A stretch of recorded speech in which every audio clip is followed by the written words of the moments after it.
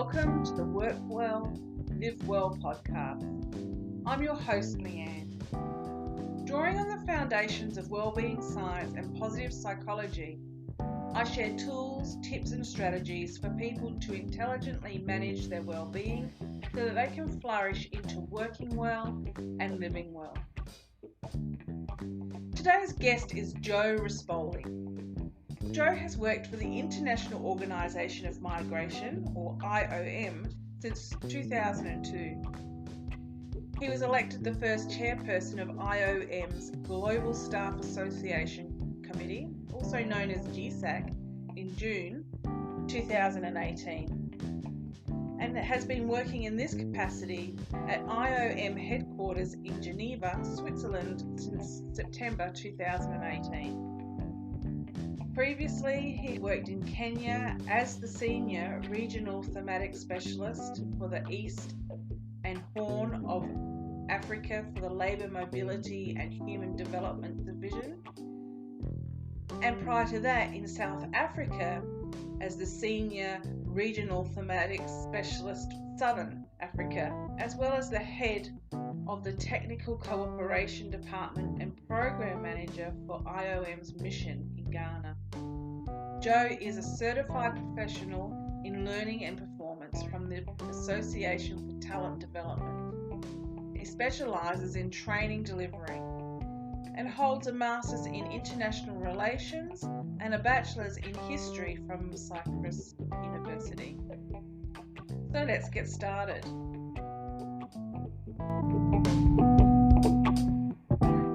Jo, thanks so much for joining me today. Oh, it's my pleasure. Thanks for having me. I'm excited to be here. And you're all the way over there in Geneva, is that right? I am. I'm in Geneva at the moment. It'll be really great to hear from you. What inspired you to work for the UN? Well, that's actually a great question. It's hard to believe that I've been with the UN over 17 years now. Wow. The time really flies.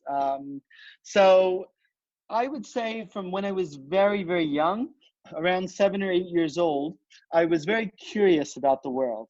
I was always watching the news, but I was sort of stuck in the suburbs in a small, I come from the US, as you could probably hear from my accent. And, you know, I was in a very small suburban town and I always wanted to branch out. So when I was 20 years old, I got the opportunity to go to Italy to study abroad while I was at university and to do a sort of exchange program. So it allowed me to discover my roots and to learn a new language. And that was really eye-opening for me. And I said, maybe I would like to become a broadcast journalist, a foreign correspondent, because I was so interested in the news. And so I secured an internship with the Associated Press in Rome, but I didn't end up taking it because that's interesting. They were saying, okay, before you start next week, it was 2000 was the G8 summit in Genoa. And there were over 200,000 protesters. So they said sort of informally interview some of the protesters about their causes. And I did that. I interviewed some informally. And as I was talking to them, I said, you know what? I don't actually want to be a journalist. I want to be in the thick of things. And I want to be actually the one making an impact, providing assistance and services with the UN, with colleagues and teams, and actually out there in the field and doing that. I don't just want to report on it. And so I abandoned the idea of doing the internship with AP and becoming a journalist. And that's when it all started. I did some soul searching and I reflected a bit. And I said, you know, Africa is a huge continent made up of 50 countries and gets so little attention in the press, and journalists don't cover it all that much. So I said, you know, I would really be interested in working in Africa and providing assistance. And I'm a foundationalist, so I believe that with children, what happens to them in childhood and the experiences that they have in childhood helps to shape who they are and who they become in adulthood. So I said, you know, I would love to work with vulnerable children in Africa. And I got my chance in January 2003 when I got an internship with IOM, and there was a new counter-trafficking project, and it was focused on trafficked children for labor exploitation in fishing communities in Ghana. And from there, I was hooked. I was part of a team for almost 9 years, and we managed together to rescue 730 trafficked children. We rescued them, we provided them with psychosocial counseling and rehabilitated them, and we reintegrated them into their communities of origin, including reuniting them with their families. And after that, I stayed in Africa another 6.5 years. So I ended up staying in Africa. I was in different countries with IOM for over a decade and a half until last year. Wow. I'm just in awe of what you've been able to achieve, and that whole piece of, you know, starting out as a journalist and then realizing that, you know, inside you want to do so much more, and you have. It must just be so rewarding. But also you must see a lot. It radiates from you that it's so rewarding. It's unbelievable. Yeah. I wouldn't trade these experiences in for anything in the world. Yeah. And I've learned so much that I also apply in my own life. Yes. And learned so much about well-being as well, and how important well-being is, and to take care of ourselves and others around us, to look out for each other. Tell me, how does what you do contribute to the well-being of others? Okay, that's a great question. So last year, I was elected as the first chairperson of the Global Staff Association Committee, GSAC, of IOM. So this is a new structure.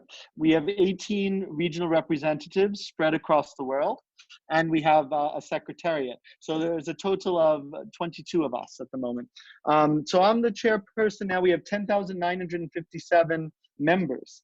So almost 11,000 members in over 150 countries. So we have a big job to do. And on a daily basis, what we do in terms of well-being, there are so many cases of harassment, bullying, mobbing, health issues, pension issues, abuse of authority, lack of job security and certain employment conditions, or violation of rules and regulations and policies and practice in offices around the world. So what we do to contribute to enhancing well-being among our colleagues is we actively listen to them, we empathize, we try to be compassionate, we try and put ourselves in their shoes. We try and be helpful in terms of the guidance that we give them. And we try and give them emotional and practical support. And also we advocate on their behalf with the administration. Sometimes it's for policy amendments. Sometimes it's to formulate newer policies to deal with system-wide issues. Other times it's on an individual case basis, because there are individual concerns and needs that that staff member has.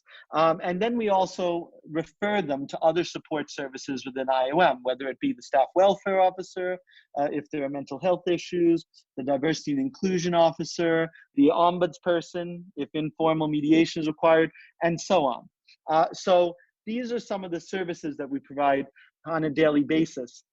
And the other thing is we hold a number of events. To give you an example, next week on Thursday, the 10th of October, is World Mental Health Day. Yes. So we're holding an event together with the staff welfare officer and the diversity and inclusion officer, in which we set up a kind of marketplace, a well-being marketplace with different stalls. So I'll be in charge of the stall on positive psychology and on character strengths. So I'll make, and people will stream in from all over the world, from offices all over the world. The marketplace will be set up at headquarters, but people will be able to join from anywhere. And, you know, and then the staff welfare officer will also talk about well-being and how to support people with mental illness. And then we have someone else speaking about nutrition and health and so on. So we have events where we connect with people from all over the world, but we also provide individual and collective staff assistance to enhance well-being. Wow, and with so many people that you're you know, catering for, that must be a massive exercise. It is massive, and you know, we're going to have a new membership drive in the coming months, so that from early next year, we expect that it'll rise from 10,957 Global Staff Association members to 12,500 or so. Wow. So it's a big job, but we really feel passionate about it, and we see the impact that we make on people's well-being. Yeah. And what does that look like when that's happening? Well, at the end of the day, people feel valued, they feel appreciated, they feel respected, because we're taking the time to listen to them, actively listen. They know that people care about them in the workplace. It's not just that they're there because of the bottom line. You know, they're there because of organizational goals or the organizational imperative. Yes, we're all working to achieve organizational goals, and we're all working to serve migrants and to serve governments so that they can serve migrants in vulnerable situations, right? Absolutely. But they also know that people within the organization are ready to listen to them and to empathize with them as human beings. So the human dimension comes in. It's not just that they're like robots working in the work environment. And I think a key aspect of that is being responsive. Yeah. Yesterday, I received an email from someone I had never been in contact with before, never met, didn't know the name. And he said, you know, he brought a couple of issues to me, and he said, I responded right away, and he said, wow, this is like responding in real time, and I appreciate it. And we haven't even addressed the issues yet. We haven't made any referrals. We haven't advocated. We haven't even provided any potential solutions or guidance yet. But just the immediate response time tells the person that we care, you know, and we're not always able to resolve issues. Some issues, unfortunately, can't be resolved. We're not always able to make an impact. We are able to sometimes, but in other cases, there's not much that can be done. But almost all the people we assist, really the majority of them, they appreciate the fact that we're listening. When we're able to make a big impact, you know, they're happy. Even when we're not able to, they're still happy and they're still appreciative. So it really points to the importance of connecting with colleagues on a human level. Yes, it's so important to feel valued, isn't it? Especially working in an environment of high stress, high pressure, you know, all those demands. And yes, sometimes you might not have that answer straight away, but just knowing that someone is at the other end and cares enough to make that contact must mean so much to the people of the organisation. Absolutely. That's what it boils down to.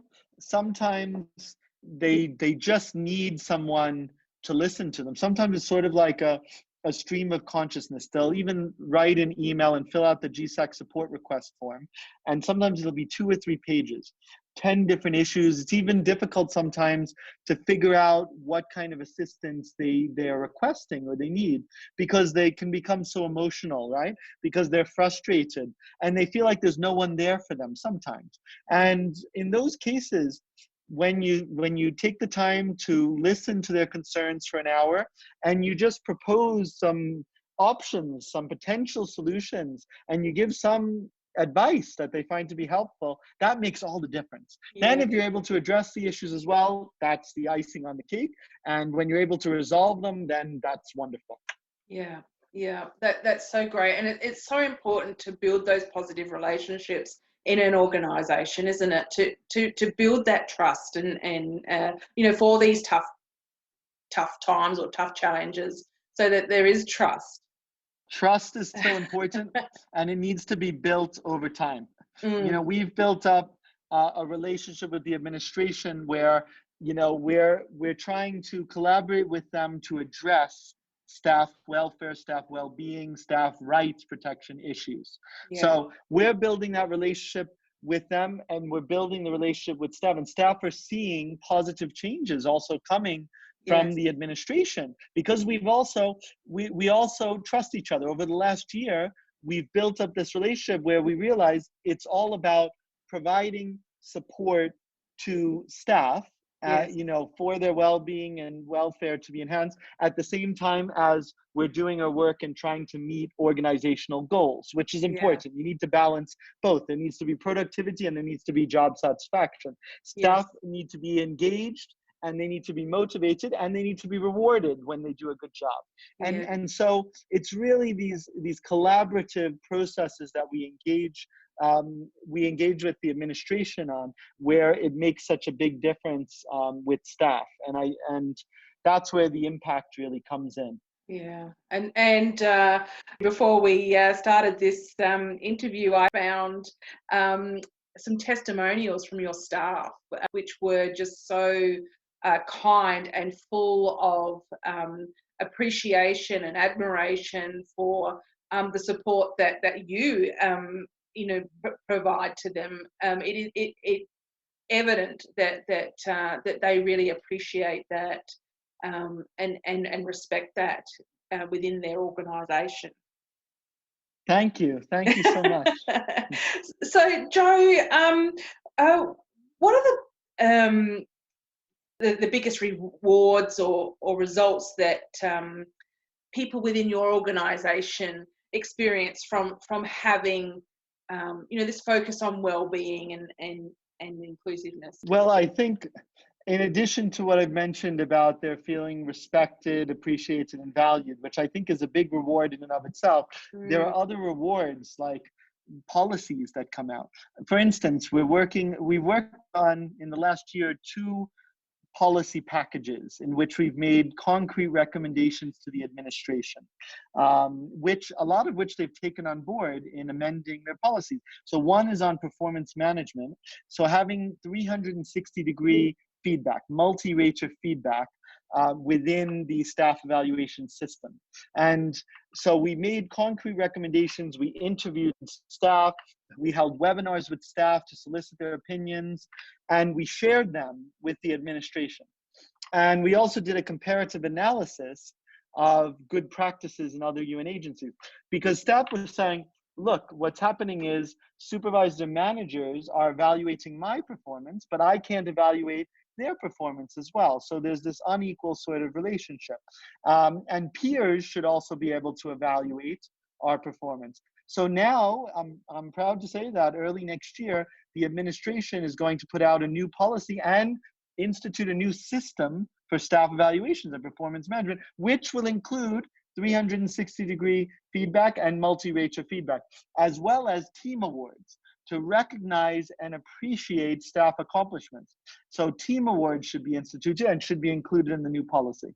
The same with regard to a second policy package that we've advocated for, and we've gone through a similar process as performance management, that's unified parental leave.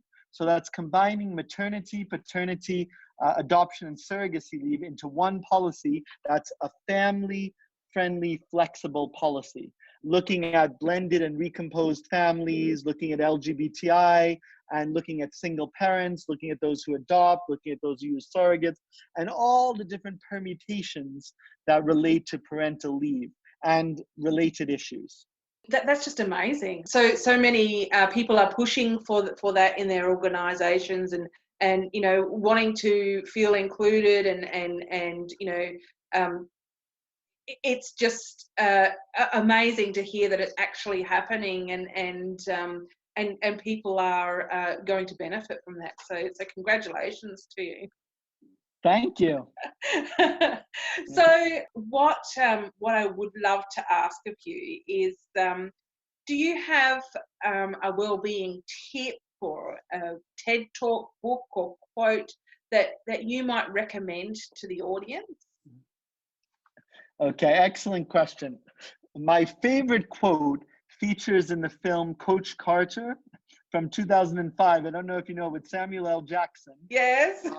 Yes, it's a basketball movie, and I love basketball as well. And it's an abridged version of a quote from Marianne Williamson. So I'm going to actually give you the quote from the film, not the long original quote. Our deepest fear is that we are powerful beyond measure. It's our light, not our darkness, that most frightens us. Your playing small does not serve the world. There is nothing enlightened about shrinking so that other people won't feel insecure around you. Oh. So this to me is very powerful. Yes. It's all about being authentic, being genuine, being honest with with ourselves. And, what does it mean in terms of well-being? It means that in order to flourish in life, we need to allow ourselves to shine based on the skills we have, the aptitudes we have, the gifts that we have. We needn't be afraid of shining, of using those, of taking our passion, of leveraging our passion, putting in effort, using grit and perseverance to see things through to the end and to accomplish things in life. That's one major aspect of flourishing in life. And I sometimes feel that people are afraid to shine. And, this relates, you also asked about a book. I'll just mention, one of my favorite books. It's by Carol Dweck, Mindset. Ah, yes. And in it, she talks about the fixed mindset versus the growth mindset, right? So people with a fixed mindset, they don't want to put themselves on the line, right? Because they feel that our brains are our brains. We have a certain amount of innate intelligence, and that's it. We can't really grow much, right? No matter how much effort we put in, this is our intelligence level, these are our aptitudes, these are our gifts, and that's it. Yes. So in that model of the fixed mindset, our brain is fixed and there's not much we can do about it, even if we put in lots and lots of effort. But I subscribe to the view of the growth mindset. The growth mindset states that the brain is actually plastic. So neuroplasticity of the brain.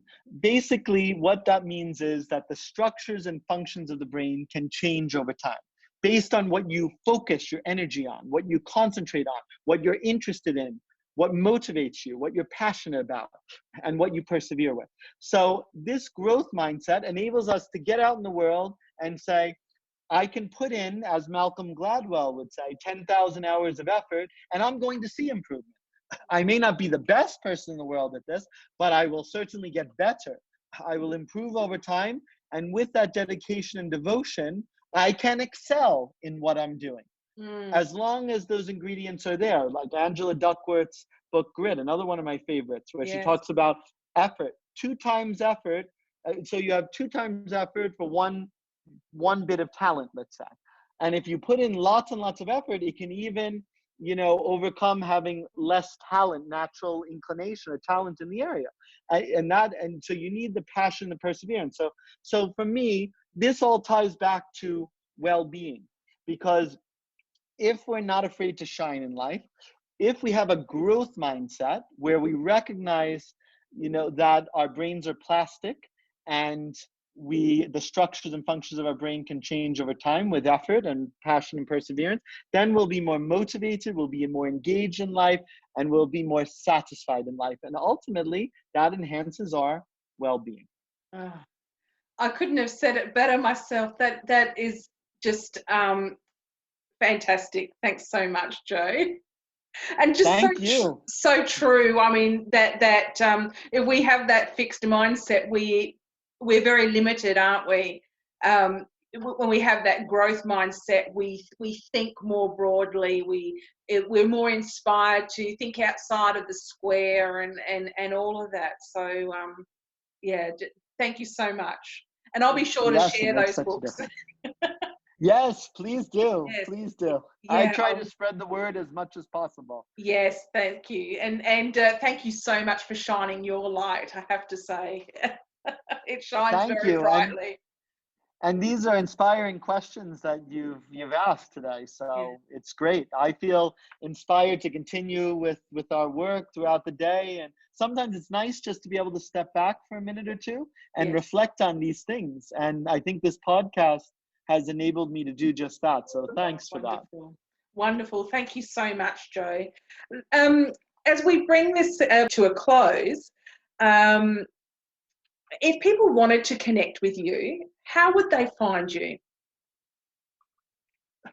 Well, I'm easily accessible. They can send me an email at joerispoli@gmail.com. So that's JORISPOLI@gmail.com, joerispoli@gmail.com, or connect with me on LinkedIn. Yes. That's fine.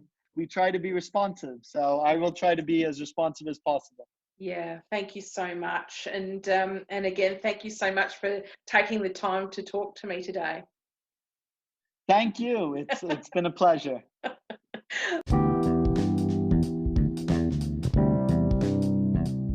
Thank you for joining me. I just loved this conversation with Joe. His work is interesting and intriguing in such a meaningful profession. Something that really struck me the first time I met Joe was his passion for the work that he does and his genuine desire to influence a positive difference in his field. I've included the links to his book suggestions in the show notes, and if you found this podcast of benefit, please share it with someone you think will benefit too. I love to receive your feedback. I'd be grateful if you could rate this podcast on iTunes. I invite you to connect with me through LinkedIn and Facebook. And so thanks again for joining me. Until next time, wishing you